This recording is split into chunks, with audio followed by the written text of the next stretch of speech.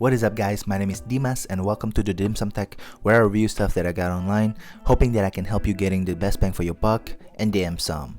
I know it's been a minute since I bring a new content to the channel, but that tells you that the tech that I got and recommend for you guys really make me content, and I really haven't felt like I need to upgrade anything on my tech lineup. Today I'm gonna make a recommendation for you if you are in the market to get the gimbal for your DSLR or mirrorless camera. Cut all the BS, it is the Accsoon A1-S, and I'm gonna tell you why. This gimbal by itself is lighter than the Crane 2 or Ronin-s and has a payload of up to 7.28 pounds. I have a pretty heavy setup. My camera, the SL2, is pretty light, but boy, my lens, the Sigma 18-35mm, is a heavy lens.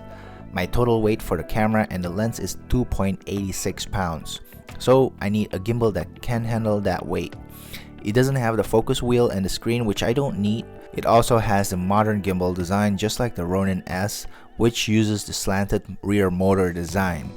This allows me to look at the screen to monitor my composition better.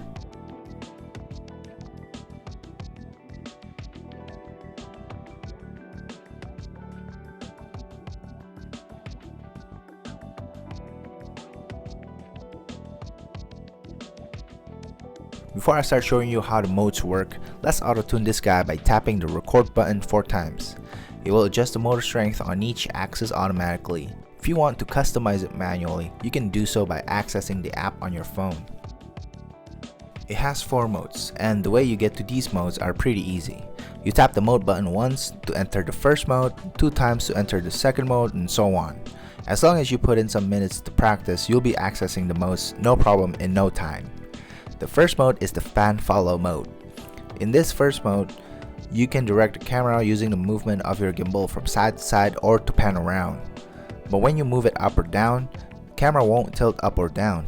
It will maintain its horizontal axis position. But if you want it to look up or down, you will have to use the joystick to direct it. If you are using it in the flashlight mode like so, then using the joysticks left or right, you can rotate the camera indefinitely and do this inception mode.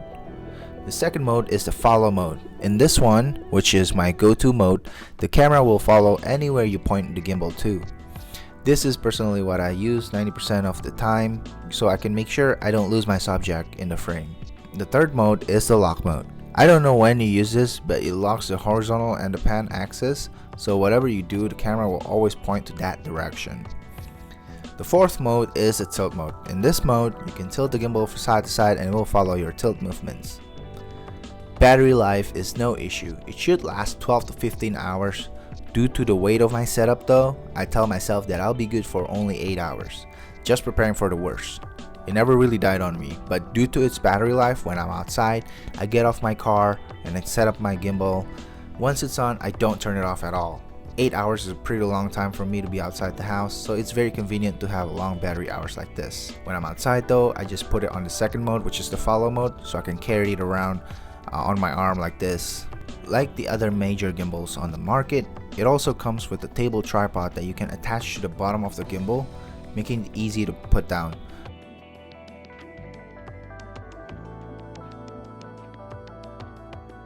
Something that is worth noting is that the gimbal's camera support arm has a 1/4 inch mount to it, so we can attach extra accessories like lights or mic to it, which is really cool.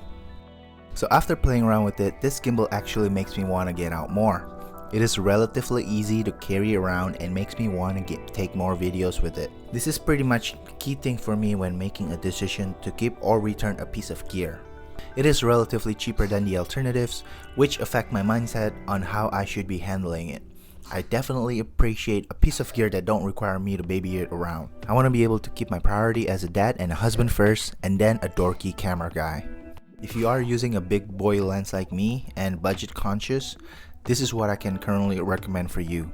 The A1-S at the moment will cost you anywhere between $450 to $500, which is a few $100 less than its more well-known competitors.